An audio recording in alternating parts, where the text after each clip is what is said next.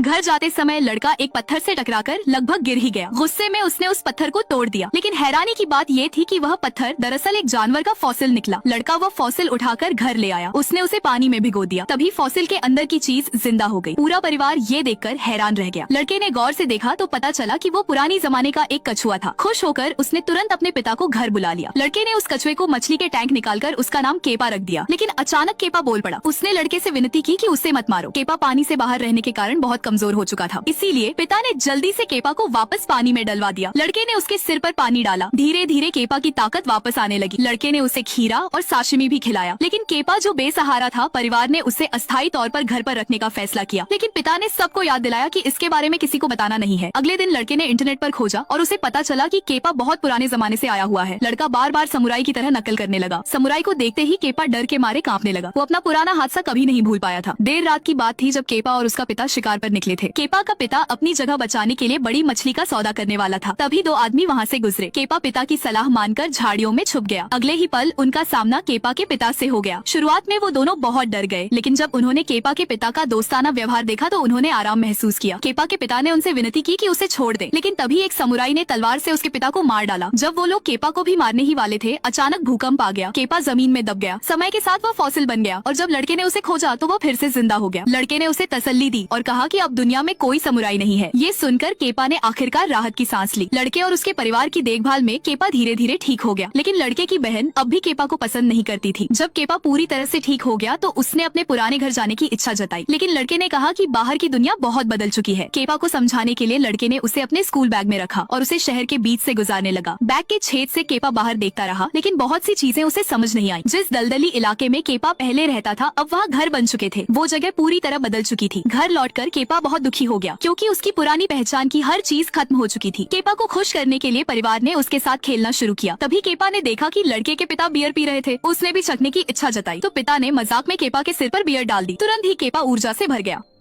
माँ के लिए लाइक सब्सक्राइब जरूर कर देना।